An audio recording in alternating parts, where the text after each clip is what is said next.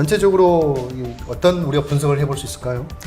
전반적인 추이는 지금 예전하고 좀 다르게 지금 조금씩 소폭 이렇게 상승한 추이로 나타나고 있습니다.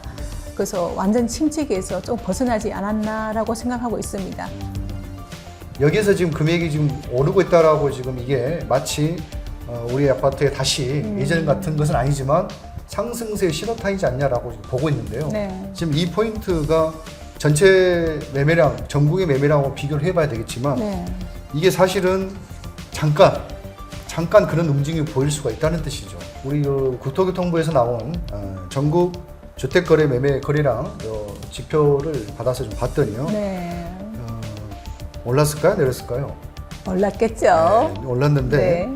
이제 1년 전 대비입니다. 전년 동월 대비 네. 전국 프로테이지가 45%가 상승을 했다 이렇게 돼 있고요. 네. 전라남도 지역이 26.9%, 27% 정도가 27% 상승을 했고요. 전라도가. 특히 세종시 같은 경우에는 작년 대비 무려 114% 더블이 넘는 그런 거래량이 좀 발생했다라고 돼 한때는 있어서 세종도 엄청 하락을 했는데 네.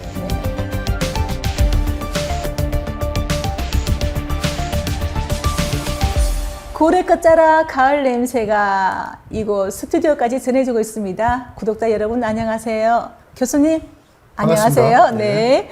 네. 순천의 아파트 소식 많이 궁금해 하셨죠? 저도 이렇게 궁금해서 우리 구독자 여러분들께 알짜 소식을 전해드리고 본 마음에 기동량도 해보고 또 나름 조사도 해보았습니다. 순천의 아파트 실거래량과 또 분양가 거래량은 기본이죠. 그래서 제가 3월과 8월 23년 3월과 8월 거래량을 조사를 해보았습니다. 조사 대상군 아파트는 어디로 선정하셨어요? 네, 수사 대상 아파트는 몇 군데가 있는데요. 먼저 신대지구를 빼놓을 수가 없고요. 신대지구와 그리고 용당동, 그리고 왕지동의 롯데캐슬과 두산 이버, 그리고 조례동 골드클래스와 영무의 다음, 그리고 해룡 복성리에 있는 한신더유 아파트, 이렇게 해서 제가 조사를 5천지구도 하셨죠? 5천지구 네, 빠졌습니다. 네, 5천지구. 그 중요한 5천지구 네, 빠졌습니다. 네, 시작해 주시죠. 그래요. 제가 3월과 8월 아파트 총 거래량을 말씀드리겠습니다. 3월 아파트 총 거래량은 262건이었고요. 8월 아파트 총 거래량은 205건. 총량으로 보면 57건이 감소된 걸로 나타났습니다. 세부적으로 제가 한번 들어가 볼게요. 8월 달은 신대지구가 총 거래량이 40건이었고요. 그리고 3월 달은 61건이었습니다. 전체적으로 보면 21건이 감소된 걸로 나타나고 있습니다. 신대 1차에서 14까지 있는데 제가 7차와 9차의 거래량과 거래 금액을 조사를 해보았습니다.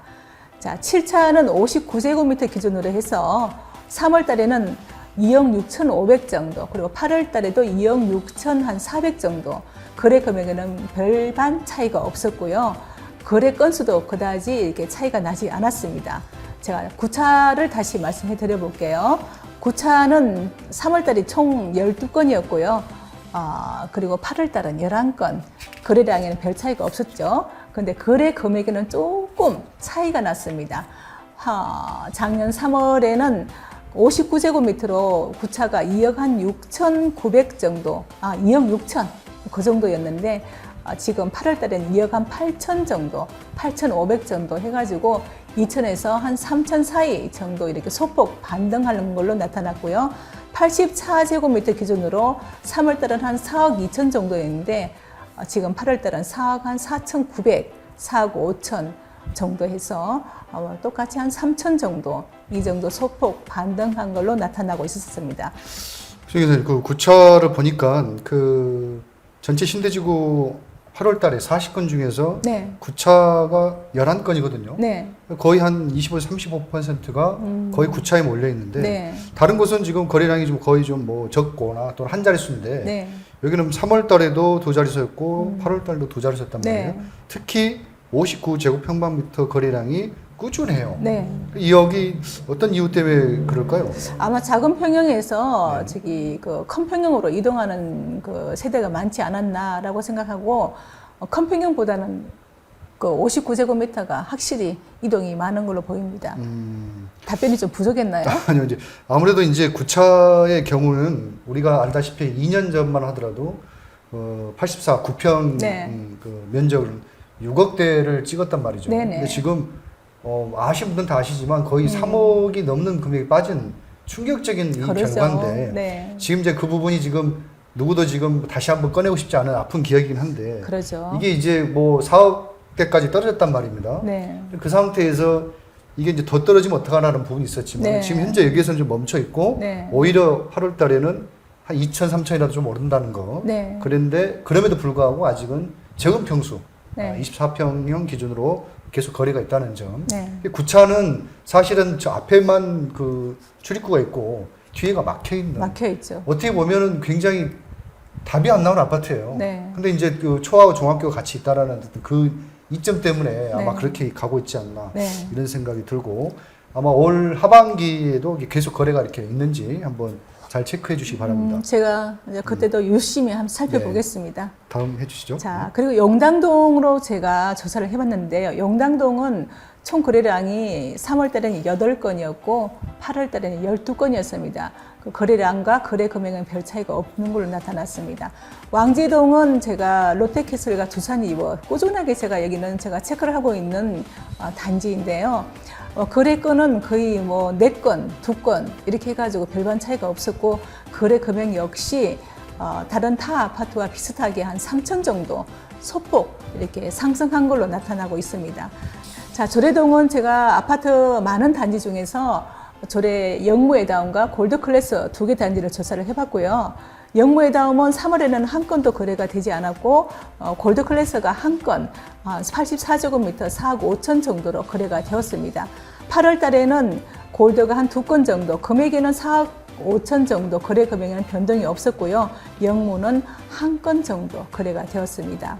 그 해롱 복성리에 있는 한신도유 아파트, 여기는 우리 그 3월에는 거래건이 하나도 없었지만 8월 달에는 2건 정도가 있은 걸로 이렇게 집계가 되고 있었습니다. 그 뒤로 가기 전에 네. 영당동은 이제 3월에 비해서는 한 4건 정도 더 나왔는데 네네.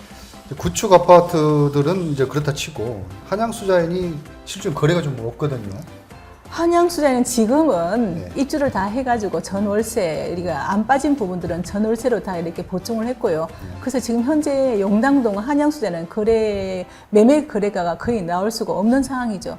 입주를 해버리고 등기를 쳐버린 상태니까 지금 매매 거래는 없는 걸로 이렇게 되고 있습니다. 아무래도 이제 한 그 25년도 이쯤 돼야지 또 한번 그러죠. 돌리게 되겠죠. 그러면 물량이 아마 이렇게 매매 거래 그 물량이 많이 나올 걸로 제가 예상을 하고 있습니다. 수자인도 금액이 좀 올랐다는 얘기가 있습니다. 수자인이 지금 뭐 무피 정도 이렇게 하다가 지금은 없으니까 어쩌다가 한 건 넣으면은 뭐 한 2천 정도 분양가에서 2천 정도 이렇게 하는데 지금 거래 전멸이고 아예 없다고 생각하시면 되겠습니다. 네. 알겠습니다. 다음 주시죠. 네. 그리고 이제 오천지구죠. 오천지구는 거의 임대 아파트가 줄을 형성하고 있는데, 거래할 수 있는 아파트는 호반 1차와 2차입니다. 3월에 보면은 그 호반 1차는 한 건도 없었고요. 그리고 호반 2차가 3월에는 분양 전환 시점이라서 거래 건이 하나도 없었습니다. 근데 8월로 넘어오다 보니까 총 거래량이 오천지유가 19건이 되었습니다. 호반 베러디움 그 2차가 분양 전환해서 지금 팔 수 있는 시기가 되다 보니까 지금 17건으로 이렇게 집계가 되었고요. 호반 1차가 2건 해서 총 거래 건수가 오천지유가 19건이 거래된 걸로 나타나고 있습니다. 자, 오천지구까지 전체 좀 내용을 좀 들어봤는데요. 네. 전체적으로 어떤 우리가 분석을 해볼 수 있을까요? 전반적인 추이는 지금 예전하고 좀 다르게 지금 조금씩 소폭 이렇게 상승한 추이로 나타나고 있습니다.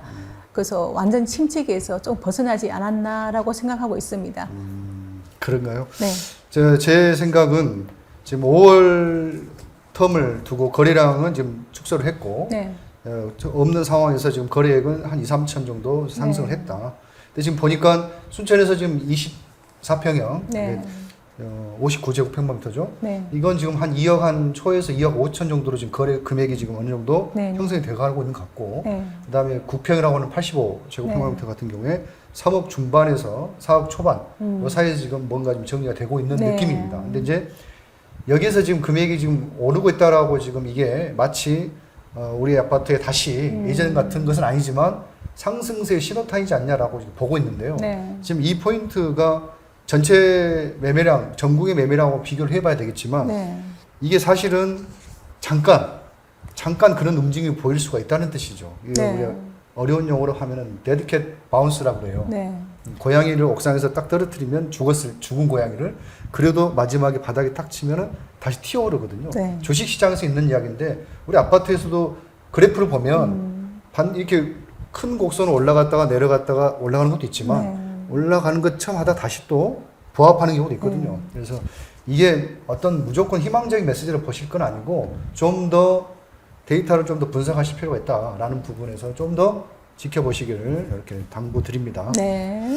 자, 그리고 이제 분양권 시장은 좀 어떻게 좀 돌아가고 있나요? 분양권 시장은 지금 현재 거래할 수 있는 단지가 3개밖에 없습니다. 자, 3월하고 8월하고 비교가 되겠죠. 네. 3월은 5개 단지가 분양권 거래할 수 있는 곳이었습니다. 총 거래량은 3월은 131건, 그리고 8월 달은 32건 해가지고 총량은 99건으로 감소가 되었습니다. 분양권 3월 거래했던 단지를 제가 세부적으로 말씀을 드릴게요. 트리마제 1단지가 10건이었고 2단지가 2건이었습니다. 그리고 용당동 한양수자인이 82건이었고 어반타워가 14건이었습니다. 그리고 서면 하나포레나가 15건이었습니다. 8월 달은요, 트리마제 1, 2단지가 19건, 10건 해가지고 그다지 그 차이가 없었지만 8월 달에는 조금 더 트리마제가 거래건이 더 많은 걸로 나타나고 있습니다. 그리고 조례동 한양수자인이 2건이 있었고요. 연양동 오네트가 1건이 있었습니다. 그래서 전체적으로 네. 우리 아파트 분양권은 총량이 99건이 감소를 했습니다. 근데 보기에는 분양권 시장이 침체되지 않았나라고 이렇게 선뜻 생각할 수가 있겠지만 그건 아니고요. 방금 제가 앞서 말씀드린 바와 같이 아파트 분양 시장이 분양권 거래할 수 있는 단지가 5개 단지에서 지금 현재 3개 단지로 이렇게 줄어들기 때문에 거래량이 감소를 했고요. 그리고 조례동 한양수자인과 그리고 연양 오네트는 거의 분양권 거래가 되지 않기 때문에 이 총량에는 그다지 변화를 주지 못하는 그런 아파트 분양권이라고 말씀드릴 수가 있겠습니다. 네. 일단 그 데이터 수치를 보게 되면 한양수자이라든지 어반타운 뭐 서면 포레나 같은 경우 네. 지금 뭐 이제 그 물량이 다 소진됐다라고 네. 지금 보여지고요. 트리마제는 이제 사실 분양이 완전히 성공한 건 아니었거든요. 네. 그래서 남아있는 부분이 지금 8월 달에도 한 20건 좀 된 것 같고요. 조례 한양수자이라든지 연양 오네트 같은 경우는 어쨌든 인기를 잡지 못했다. 이렇게 지금 분석이 되는 것 같습니다. 자, 그러면 우리가 여기서 볼 때 분양권 시장은 트리마제, 운곡지고 있는 트리마제를 제외하고는 지금 뭐 크게 움직이지 않는 시장인데 네. 사실 트리마제도 마이너스 피, 그 마피가 좀 존재했던 어떤 그런 상황이었거든요. 네. 근데 이번에 초등학교가 신설이 된다. 네. 교육부 3차 심의를 통과해서 확정이 됐더라고요. 네, 네. 2027년에 개교를 하고 네. 25학급에 병설 유치원이 포함된 이게 이제 확정이 되다 보니까 갑자기 이제 상황이 변했죠. 네, 변했습니다. 네.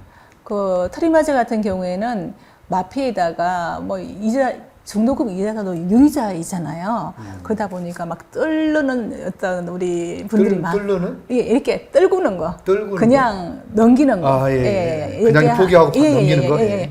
그걸 했었는데 지금 초등학교가 신설 확정이 되었잖아요. 그때 이후부터 이제 그 물건들이 다 사라지고 또 마피가 사라지고 지금 현재 피가 조금 형성돼서 거래를 하고 있고 또 큰 평형 같은 경우는 매물이 없어가지고 서로 찾고 있는 그런 상황입니다.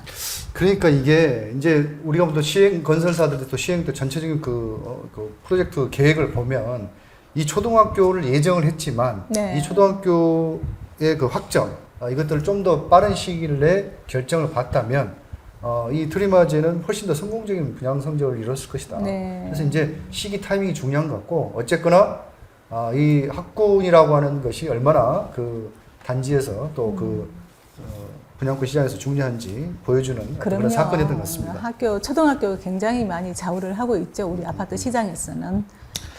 자, 그리고 이제 우리 순천 지역에 있던 동향을 좀 봤는데요. 네. 이제 어떻게 보면 전체적으로 보면은 어쨌든 거래량이 막 늘은 건 아니잖아요. 그죠? 네, 그렇죠. 근데 이제 우리 국토교통부에서 나온 전국 주택거래 매매 거래량 지표를 받아서 좀 봤더니요. 네.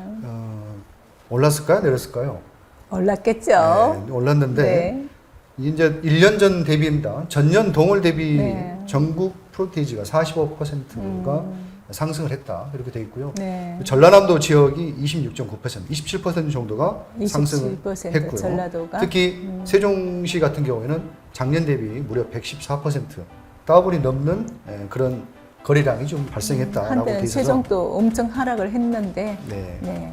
이게 전반적으로 보면은 전부 다 지금 거래는 하고 있다는 거예요. 그렇죠. 금액이 중요한 게 아니라. 그렇죠. 그래서 이제 뭔가 좀 주택 시장이 좀 뭔가 좀 변하고 있지 않냐라는 네. 그런 신호가 있고, 그런데 다만 우리는 거래 실적은 좋지 않았다. 그래서 전국과는 조금 다른 이 포인트가 어디에서 나온 건지도 판단을 해볼 필요가 있지 않나 이런 싶고요. 우리 국토교통부에서 이제 또 어떠한 또 시그널을 줬냐. 네. 주택 활성화 정책을 내놓았는데요. 네. 뭐 우리가 굉장히 좋아하는 뭐 금리 이런 것은 아니고요. 네네. 그것은 국토교통 할 게 아니잖아요. 네. 보니까 이제 총 4가지 정도 되는데 패스트 트랙에서 우리가 이제 아파트 단지를 만들려면 지구 단위 계획을 승인을 받아야 되고요. 네. 그 승인이 끝나게 되면 주택 사업 계획에 대한 승인을 다시 받게 됩니다. 네. 근데 이것을 두 차례를 하지 않고 한 번에 승인을 받아서 결정을 해주겠다 이거죠. 네. 그러면 거의 한 반년 정도가 시간이 단축되기 때문에 네. 우리가 통상적으로 이렇게 했던 토목부터 승인받아가지고 했던 2, 3년의 기간이 마구 단축될 수 있겠고요. 그 다음에 이제 뭐 기금 대출이 아니라 우리 PF라고 하죠. PF 대출. 그 이제 이 금융대출, 이 PF 대출이 상당히 그 시장에 영향을 많이 주는데 네. 한동안 이 그 부실 PF 때문에 잠깐 규제를 했다가 이번에 다시 또 풀겠다. 그래서 이제 일단은 거의 2배는 아니지만 15조 규모의 네. PF 대출 규모를 25조로 확장하고 규제도 완전히 완화해서 네. 또 다시 한번 붐을 일으켜 주겠다라는 의지가 강력한 것으로 네. 일단 보입니다. 지표는. 그리고 이제 그 중도금 대출에 대해서 혹시 건설사 부도가 난다든지 문제 생겼을 때 우리 소유자들이 회수할 수 있는 허그 대출, 허그죠. 허그예요, 허그. 이 허그가 이 중도금 대출의 책임 비율을 90%까지만 기존 했다가 네. 이제는 100%까지 모두 책임지고 책임진다. 보증을 하겠다. 지금 네. 이런 걸로 해줘서 또 한번 보고 있고요. 어쨌거나 2024년까지 100만 채의 집을 모두 공급을 네, 달성하겠다. 100만 호. 100만 호죠. 네. 집이 많아지면 네. 아파트 가격은 당연히 떨어지겠죠. 떨어지겠죠. 그래서 가격의 안정화를 하겠다라는 개념이고 네. 이 가격을 안정하려면 집을 많이 지어야 되고 네. 집을 많이 지으려면 건설사들이 좀 더 자유롭게 질 수 있어야 되고 근데 지금 뭐 건축 자재 인건부터 해가지고 그러죠. 엄청나게 시장이 좋지 않지 않습니까? 그러죠. 그래서 아마 이런 것들을 한 것 같은데 그럼에도 불구하고 네. 금지나 이런 부분은 자기들 손댈 수 없는 영역이니까 거기에 대해서는 오히려 그 부분에 대해서는 지금 더 강화를 하더라고요. 왜냐하면 국가 부채가 지금 1인당 굉장히 올라가서 지금 특례 보금자리론 같은 경우에도 일시적 이주주택 그런 걸로 인해 가지고 그것도 풀어버리고 해가지고 더 강화되게 이렇게 나오더라고요. 제가 봤을 때 부채가. 그건 그런 것 같아요. 지금 뭐 이 금리 대출, 즉 부동산 담보 대출에 대한 이 정책은 네. 생애 최초 주택, 즉 1가구가 1주택을 취득하는 부분에 대해서는 당연히 정부는 규제하지 네. 않거나 완화되는데 다주택 이걸 가지고 돈놀이하고 돈 장사하는 이런 사람들에 대한 규제라고 보시면 되고요. 그래서 전반적인 국민들의 집 사는 걸 막겠다라는 취지는 아니라고 이렇게 좀 보시면 좋을 것 같아요.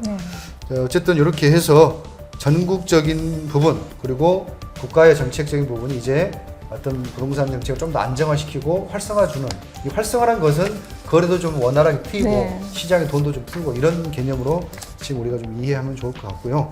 과연 이게 얼마나 정책 실현이 될지는 또 우리가 잘 지켜보고 또 냉정하게 비판해봐야 될 것 같습니다.